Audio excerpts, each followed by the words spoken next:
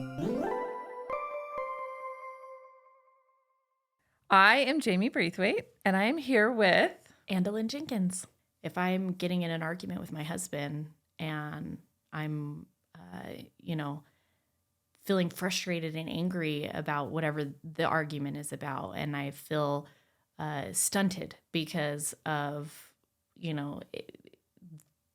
the beliefs that he has or the thoughts that he has or, whatever. And it's easy to like push that belief onto somebody else. But if we're talking JOYrific, it's only I can move my magnet, right? Yeah. And that's what it is. It's I'm the creator. I'm the master of my own universe. I'm the master of my own reality. And so why then did I create this experience? Why did I create this argument with my husband? What is it about that reality that I've decided to believe in? And so it becomes my opportunity then to say, oh, part of experiencing this means I get to experience anger and frustration and forgiveness and love and passion, right? Because in a fight, there's a lot of passion. Yeah. And anyway, so we get to experience all of these emotions. And then all of a sudden, you're not looking at your life as a victim. You're looking at your life as I've created a whole gambit of emotions that I get to experience as a mortal in this experience. Yeah. I love that. And as I explain JOYrific to new families that haven't ever done it, a lot of the time the little kids will say, those ones are bad. Like the ones without ears are bad. Yes. And I talk a lot about how they're not bad. Like I was in a car crash and I felt like I had a temper tantrum, right? Like it was, you get all these brain feelings and like all of this stuff. Like it wasn't bad. Like it was just an experience and what you do with it. And I learned that with diabetes. So when Grace was diagnosed with type 1 diabetes, you track her blood glucose. And it's, at first you poke your finger and you have to check your blood, but then we have these continuous glucose monitors. So it tracks it every 5 minutes.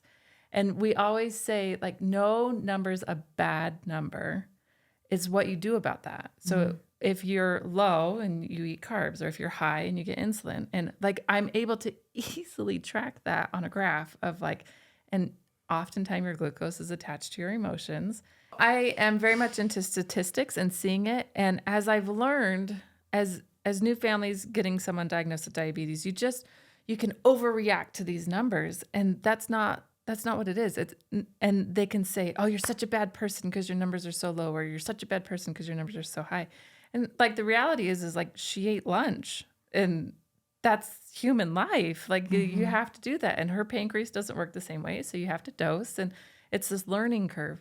And so I've applied that to JOYrific, where like no number is a bad number. No emotion's a bad emotion. It's what you do with that. Yeah, it's just data. Yeah. Right? Yeah. Yeah, that's fantastic. I think that's exactly what I'm talking about.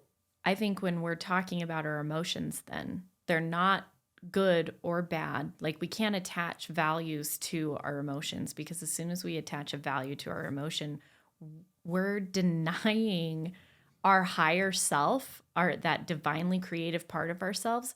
We're denying them the opportunity to give us the gift of experiencing human emotion. Yes. And that's what it is. It's a roller coaster ride. Like Yes. we created this whole experience, if you want to call it a virtual reality experience, right? We created this whole virtual reality experience just so that we can experience emotions. That's it. We can experience emotions. And so we have, I guess that's not it, right? But we have this mortal experience so that we can experience the whole gambit of emotions and really be blinded of our divinely creative power, because that's when we believe the emotions. If we really understood how powerful we were, we would never buy into sadness. We would never buy into loss, because we would really understand that there's no such thing as loss. And so we have to be blinded, or we wouldn't really be able to experience the joys and the sorrows that we have in our mortal experience. And that means that those things are a gift. That means that when we're experiencing sorrow, that sorrow is like dark chocolate at the buffet, right? It's bitter, but it pairs so beautifully with the other aspects of our lives.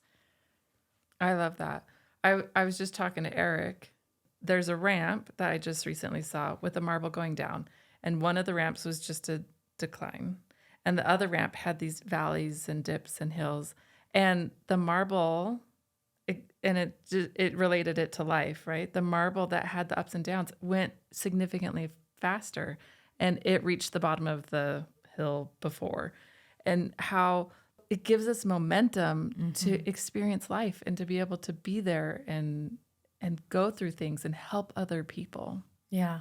And it's tough because when you communicate this with somebody that, as an example, has just lost a spouse or a child, how do you explain to that person that what they're experiencing is one of the sweetest joys of life? You can't, right? That's not. And so for anyone that needs to hear this, you don't go up to those people and say, how tender that you loved him so much that you're in so much pain. Like, that's garbage. Don't say that to people. Yes. Right? But the opportunity there, if you are the person that has suffered loss or heartbreak in your life, is with time and perspective and healing, you do get, I mean, we've all experienced this, right? Where you get to the point in your healing and your grief, and that you turn around and you go, well, that was another flavor. Maybe I don't even want to try that food again, right? Yeah. I would be okay if I never ate at that restaurant again, but look at the way that it's shaped my life. And I, just like you said that, so if somebody has just lost their spouse or just diagnosed with a new something, or like there's all kinds of things that people experience. I think as we bring it back to children, when a child loses a balloon, it can feel the same to their reality as your reality of some of these bigger things that you've gone through. And so by saying to your kid when they've lost their balloon, like, oh, it doesn't matter, like, whatever, that, like, you don't say that, because to them, it does matter. And that's part of JOYrific too, is helping to recognize like the attention and expectations that are needed for these kids, because their reality is their reality. And right now it is small and it does seem insignificant. Absolutely. It's the difference of being able to honor and validate someone's emotions regardless of what is causing that emotion, right? And so I may have never lost a spouse, but I don't need to lose a spouse to be able to be emotionally present for my friend that just lost her spouse, right? I don't need to have personal experience with that because I have experienced loss. And so I can meet her there.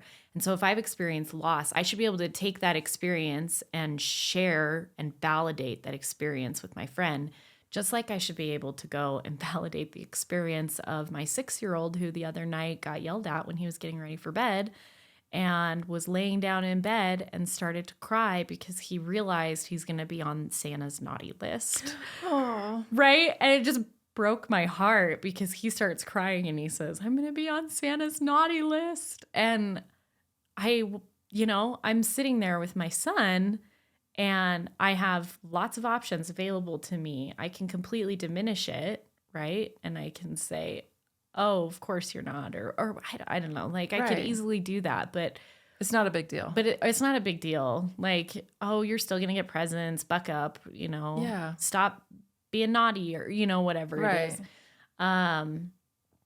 Or I can validate his emotions in the moment and let him have a little cry and then help him move to the next phase of that acceptance, right? Yeah, I love Inside Out, and Sadness says, crying helps you to slow down and obsess over life's problems. Yeah.